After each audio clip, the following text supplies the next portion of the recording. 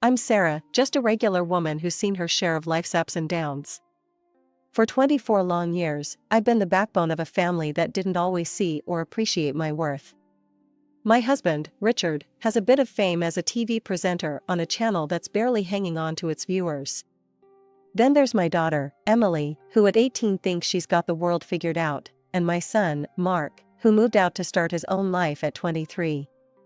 After spending the best years of my life making sure everyone else was taken care of, I decided it was high time to dust off my old dreams. I used to be pretty good with dogs, even trained as a handler once. So, I got a job at the pet shelter down the road. You'd think I'd announced I was running off to join the circus, the way Richard reacted. Working at a shelter, Sarah? Really? Have you lost your mind? Richard scoffed as he flipped through the channels, not even looking at me. It's just part-time, and I like it. It makes me happy, I replied, trying to keep my voice steady against his disdain. Happy? We're not teenagers, Sarah. Grow up. You spending time with those strays is embarrassing. What will people say? His words were sharp, cutting deeper than he probably knew. I wanted to argue, to scream that I had every right to do something for myself, but I bit my tongue. Fighting with Richard was like talking to a brick wall, only less rewarding. Emily was no better. She walked in, her phone glued to her hand as always, and rolled her eyes when she saw us. Mom, are you still on about that shelter thing? Why can't you do something cool, like start a fashion blog or something? Because dogs are what I love, Em. I thought you'd be happy for me, I said, feeling the sting of her words. It hurt that my own daughter found my passion so unworthy. Dogs? Really, Mom? That's just sad. You need to get with the times. She scoffed, her words dripping with teenage condescension as she flopped down on the couch. I sighed, looking over at Richard for some sort of support, but he was too busy grooming his image in front of the mirror, fussing over a spot on his tie. Richard, do you hear how she talks to me? He barely glanced my way, adjusting his tie. Well, if you acted more like someone her age could respect, maybe she wouldn't talk to you like that. That stung.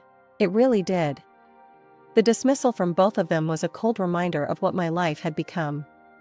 Ignored and underestimated. But no more. This job at the shelter, it was mine. It was something I loved, something that brought me back to life after years of being whatever they needed. I went to bed that night with a plan. I wasn't going to let them tear me down anymore. I was good with animals, and the shelter needed me. Maybe, just maybe, this was my chance to find myself again after all these years of being lost in the shadows of my family.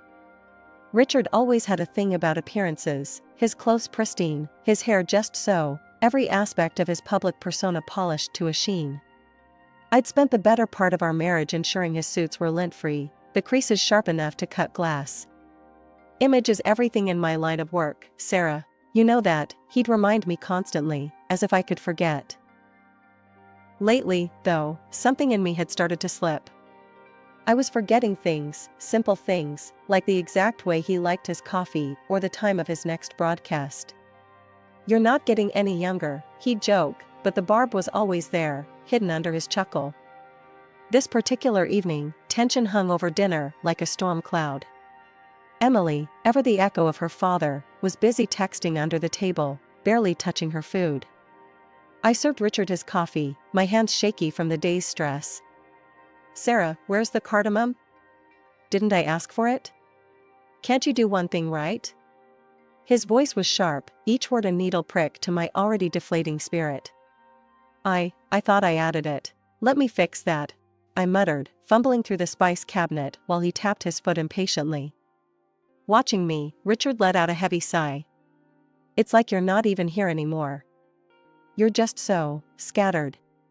The bag of cardamom slipped from my fingers, scattering seeds across the tile. Oh, damn it! I exclaimed, more to myself than to him. Richard rolled his eyes, and Emily let out a snort of laughter from the table. Mom's losing it, Dad. Seriously, she can't even handle spices. She jeered, her voice dripping with disdain. I'm sorry, okay? I'm trying, I said, my voice low, the embarrassment burning my cheeks. Richard's frown deepened. Trying? No, you're failing, Sarah. This isn't just about cardamom or coffee. You're not yourself. You need to see someone, get checked out. I can't have you falling apart on me. His words stung, the implication clear. I was a problem that needed fixing. Emily's laughter echoed in my ears, a cruel soundtrack to my crumbling self-esteem. I started cleaning up, the seeds a tiny mess among bigger issues. Maybe I should see a doctor, I whispered, not sure if I was speaking to Richard or trying to convince myself. Maybe you should, he agreed quickly, a little too quickly, as if the idea pleased him. The rest of dinner passed in a blur. I was there, but not really. Plates clinked, forks scraped, and my mind whirled with fears of dementia and doctors. After dinner, I washed dishes, the warm water running over my hands while my thoughts spiraled dark and deep. Richard and Emily retreated to his office upstairs, their voices a murmur through the ceiling. Alone with the suds and my spiraling thoughts, I couldn't shake the feeling of being fundamentally inadequate. Was I really losing my mind? The thought terrified me. Saturday had a way of sneaking up on you, all lazy sunshine and the promise of a little peace. I was cleaning up the kitchen, wiping down counters and humming some tuneless song when it hit me. I'd forgotten Richard's coffee cup in his office upstairs. My hands were still a bit damp as I reached the top of the stairs, my mind on autopilot, planning what to do next after retrieving the dishes. But as I neared his office door, voices trickled out, seeping under the crack like unwelcome water. I paused, recognizing Richard's voice, then Emily's lighter, laughing tone followed. Curiosity pricked me, urging me closer. Do you think your mother suspects anything at all? Richard's voice, usually so commanding on screen, sounded almost giddy. Emily laughed, that high, tinkling sound that grated on my nerves. Mom? She's too busy scrubbing floors and feeding those mangy dogs. She doesn't see past the end of her nose. Richard's voice dropped to a whisper, but his words were clear as crystal. Once I bring Miranda here, things will change. We'll be better off. You like Miranda, don't you? Oh, Dad, I love her. She's amazing, smart, beautiful, everything Mom's not. She actually has a career, makes money. It'll be so cool to have her around. Exactly, my thoughts too. And once your mother is out of the way, we can live as we want. Miranda is eager to move in, start fresh with us. My heart pounded, the room spun, a carousel of betrayal and shock. I leaned against the wall, my legs weak, my breath shallow. This wasn't a conversation, it was a conspiracy. My family wasn't just slipping away from me, they were sprinting. I stumbled back downstairs, my mind racing, terror and disbelief jockeying for position. By the time I reached the living room, my legs gave out, and I collapsed onto the sofa, my breaths coming in jagged pulls. I must have looked a sight because when Emily came down later, her brow furrowed slightly, a crack in her usual indifferent armor. Mom, you okay? You look like you've seen a ghost. Her voice, tinged with faux concern, made my stomach churn. I couldn't confront her, not yet. I needed time, a plan. But what? Just tired, honey. Very tired. I managed, my voice a hollow echo of normalcy. Okay, well, if you need something, I guess let me know. She shrugged, her detachment reassembling itself like armor as she turned away, leaving me adrift in the sea of my turmoil. Sunlight was already sneaking through the curtains when I woke up, my mind a tangled mess of dreams and nightmares, all mixing together until I couldn't tell one from the other. For a fleeting moment, I hoped that what I'd overheard last night was just another bad dream. I shuffled into the kitchen, still in my nightgown, my thoughts as disheveled as my hair. Richard and Emily were already there, their morning routine in full swing as if our world hadn't just shifted on its axis. Morning, I mumbled, reaching for the coffee pot. The strong aroma did nothing to clear the fog in my brain. Good morning, Mom, Emily said, a little too cheerfully. Richard just nodded, his eyes glued to his phone. But then, their eyes met, and they shared a quick, secretive smile, a small, poisonous thing that didn't reach their eyes. That smile, it was like a slap, waking me up better than the strongest coffee ever could. They didn't know I'd seen it, but it was all the confirmation I needed that last night wasn't a figment of my imagination. I'm heading to the shelter today. Lots to do, I announced, trying to keep my voice steady. They barely acknowledged it, just nods and mumbles, their minds obviously elsewhere. As soon as breakfast was over, I made my way to the little cafe down the street where I'd agreed to meet Mark. The whole walk there, my heart was pounding so loud I could barely hear the morning bustle around me. Mark was already there when I arrived, his face lighting up in a smile when he saw me. "Mom, are you okay? You look, I don't know, upset?" I forced a smile, but as I sat down, the facade crumbled. "Mark, I need to tell you something important," I started, my voice a shaky whisper. I told him everything, about the overheard conversation, the plans, the chilling disregard they had for me. Mark listened, his face hardening with every word. "Mom, are you sure you heard right? Maybe it was out of context?" I nodded, tears spilling over, despite my best efforts to keep them in check. "No, it was clear. They want me gone, Mark. What am I going to do?" He reached across the table, taking my hands in his. Okay, let's not panic. We'll sort this out. I'll call Dave's dad, he's a private detective. He can help us get to the bottom of this."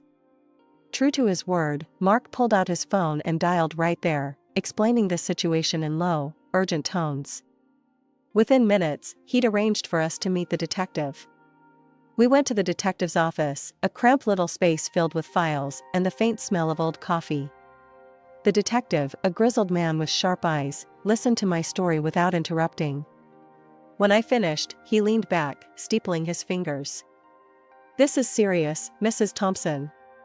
If what you're saying is true, we need to act quickly, but discreetly. I'll need some time to investigate, look into your husband's finances, his movements, check for any evidence of this woman he's involved with." Back home, I slipped back into my role, the doting wife and mother, my heart heavy, my smile forced.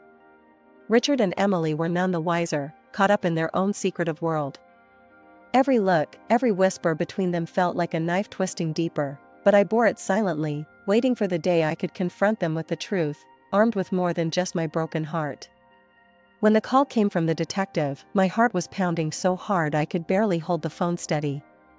"Mrs. Thompson, we need to talk. It's urgent," he said, his voice a low rumble of seriousness that sent shivers down my spine. I agreed to meet him immediately, and Mark, sensing the gravity, decided to come along. We met at a nondescript coffee shop, a place where conversations could disappear into the hum of daily grind. The detective looked graver than the last time we'd seen him, his eyes sharp and assessing as we sat down. "Mrs. Thompson, we've uncovered quite a bit," he began, flipping open a small notebook brimming with notes.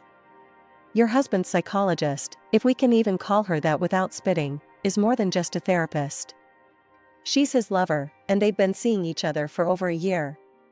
The words stung, each one a lash against the already raw edges of my betrayal. Mark's hand found mine under the table, a lifeline in the storm. "They're planning to get married," the detective continued.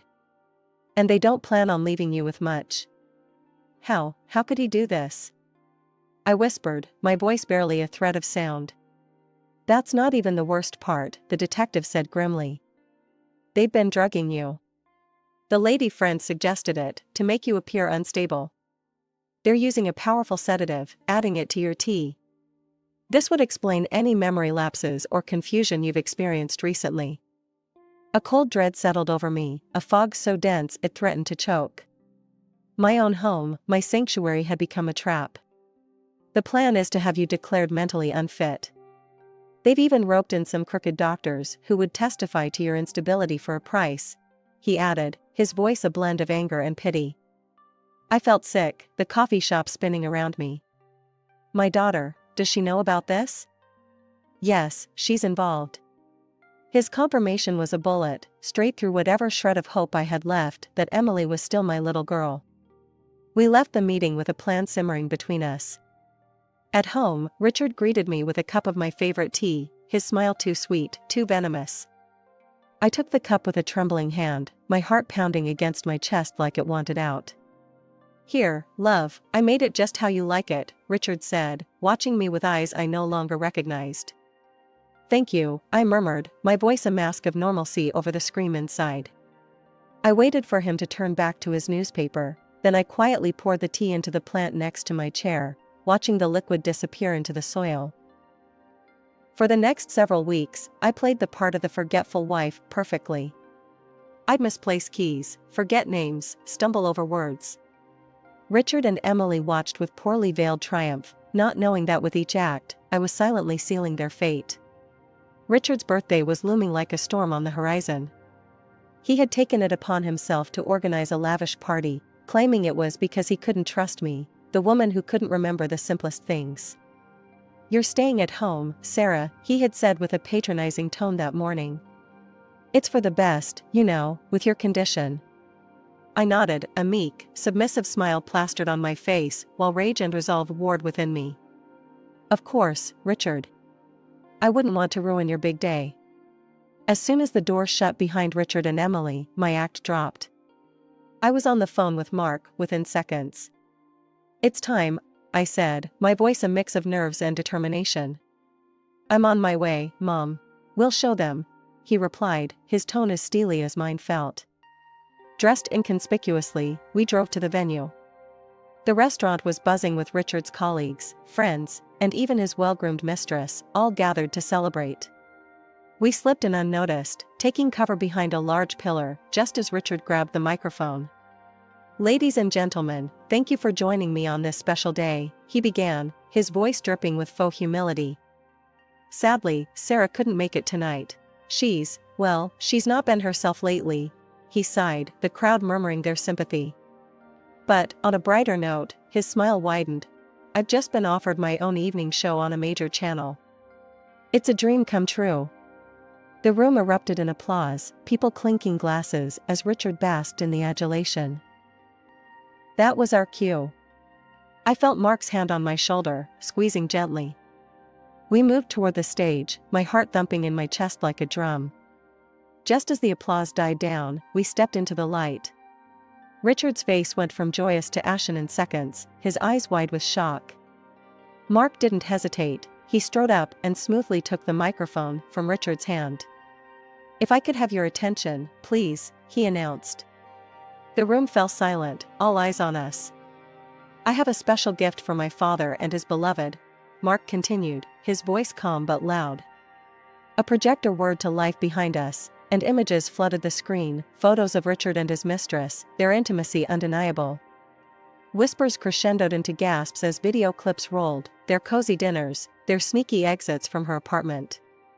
Then the audio played, clear and damning, discussions of drugging me, of bribing doctors, all to steal my place in this house, in this family.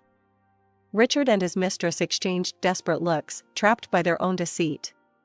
The crowd's murmurs grew louder, a mix of shock and anger vibrating through the air. I took the microphone from Mark, my hand steady, despite the turmoil around us. "I am not as ill as my husband hoped," I declared, my voice strong and clear. What you see on this screen, I arranged for this gift, especially for his mistress." The scandal erupted right then and there, the mistress fleeing the room with Richard stumbling after her. As the room buzzed with the aftershock, one of Richard's relatives approached me. "I recorded everything, Sarah. It's all on video. I'll send it to you," he whispered, handing me his business card. After the explosive reveal at Richard's birthday bash, the fallout was immediate and merciless. The video of his betrayal and scheming went viral overnight, replayed on every gossip show and news outlet you could think of. Richard, who had always craved the spotlight, finally got his wish, though not in the way he had hoped. The backlash was swift. His once promising career on television crumbled, the network dropped him like a hot potato, citing moral clauses and public outrage. Meanwhile, I took steps to untangle myself from the man I once vowed to stand by. My lawyer was a godsend, a no-nonsense woman who cut through the legal jargon and helped me file for divorce. The evidence was overwhelming, and the court had no qualms in granting me not only the divorce, but also a hefty financial compensation from Richard and his mistress. The fact that they had drugged me made it a criminal matter, too, but my focus was on severing ties, not extending court battles. "Sarah, you've secured lifelong alimony," and the house is yours. They can't touch you financially anymore," my lawyer announced with a satisfied smirk when it was all over. The mistress, Miranda, a once respected psychologist, saw her career disintegrate. Her license was revoked following an investigation into her unethical behavior. The doctors she colluded with faced similar fates, their medical licenses stripped and reputations tarnished. With no career and mounting legal fees, Miranda sold her office and took out loans to fulfill the court's compensation orders. Last I heard, she and Richard were living together in a cramped apartment, struggling to make ends meet. Karma, as they say, can be quite the equalizer. During all this upheaval, my daughter Emily came to me, tears in her eyes, remorse finally breaking through her previously cold demeanor. "Mom, I'm so sorry. I was so wrong. Can I stay with you?" Her words stung, reopening wounds that had barely started to heal. "Emily, I love you. You're my daughter, and that will never change. But you chose to side with your father, knowing what he planned for me. I think it's time you learn what real consequences feel like." She moved out the next day, her belongings stuffed into too many bags, her shoulders slumped under the weight of her choices. Last I heard, she was living with Richard and Miranda, the atmosphere there as strained as one would expect. Richard tried to reach out once, a call I let go to voicemail. His message was a mix of self-pity and blame, a cocktail I no longer had the taste for. "Sarah, I hope we can talk. There are things I need to explain," the voice said, trailing off into a sigh. I deleted the message, the final note of his voice swept away with a single tap. After everything that went down, here I am, back in the world of dogs, my first love and passion. I'm not just working at the shelter anymore, I've started offering private dog training courses right here at home. My backyard has transformed into a haven for all things canine, agility equipment, training mats, and more toys than you can shake a stick at. "Mom, this place looks amazing," Mark said on one of his frequent visits. He walked around with a proud smile as he watched me put a rowdy pup through its paces. "Thanks, honey. It feels right, you know? Like I've found my way back to where I was always meant to be," I replied, tossing a ball for an overly enthusiastic golden retriever. The scandal, though a nightmare at the time, strangely did wonders for my business. Clients started pouring in, some admittedly curious about the scandal, but they stayed for the results. "I'll be honest, Sarah, I first heard about you from the news," one of my clients, a friendly woman with a stubborn dachshund, confessed during a session. "But I saw how you handled Bella here, and I knew the news wasn't the real story. You're the real deal." I laughed, giving Bella an affectionate pat as she finally nailed the sit-stay command we'd been working on. "I appreciate that. It's good to know my 15 minutes of fame brought me some genuinely nice clients." It's not all about dogs, though.